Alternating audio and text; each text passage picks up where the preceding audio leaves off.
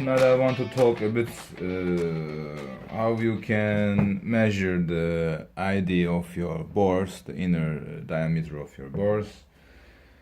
If you have a bore gauge, dial bore gauge, that's the go-to tool, but not everyone can afford one. I couldn't afford one at the moment. So I go for a telescopic bore gauge, and I advise you to get a quality one like a Mitutoyo or something. These are not good ones. They're very cheap ones, and I don't recommend them, but they get the job done pretty much. So what's a telescopic bore gauge? We have kind of two parts. This part is where it gets its name because they telescope, and then you can turn this and put a load on them, and then they will be under friction rather than under spring force. So this is how you can make your measurement. And about cylinders, how you can measure. You take your measurements in two axes, x and y axis, and then through the depth of the cylinder, one top, middle, and bottom measurement. So in total you get 6 measurements, and you check for which is the highest number. Then you do what you need to do accordingly. So how do we use this?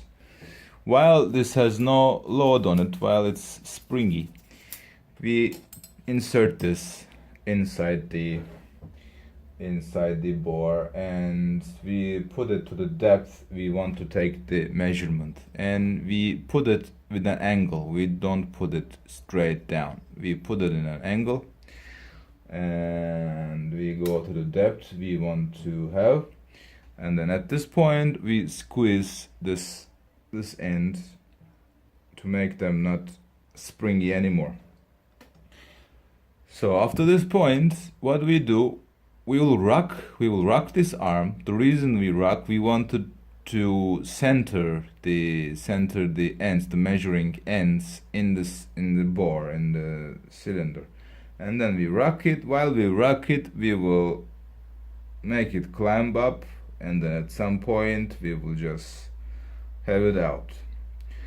And the tool that then at this point we need to measure these two ends, this diameter, and we usually use a micrometer, but my micrometer is not wide enough to measure, so I end up using my caliper. So how do I use my caliper? I place the bore gauge with an angle like this, then I close the jaws of my caliper, and when they touch each other I stop, and then at this point I pull the bore gauge down, and I make a couple of back and forths to check if I'm reading the largest diameter. At this point I get my reading, and I make a couple of readings already, and I'm getting true reading, and I always read pretty much the same, 57.4 blah blah blah. The end changes from a couple of millimeter, tens of hundreds of a millimeter, I guess. And then there are pretty much many videos out there, but if mine helped you, I'll be glad, and I'll be happy if you leave a comment or if you subscribe, and thanks for watching.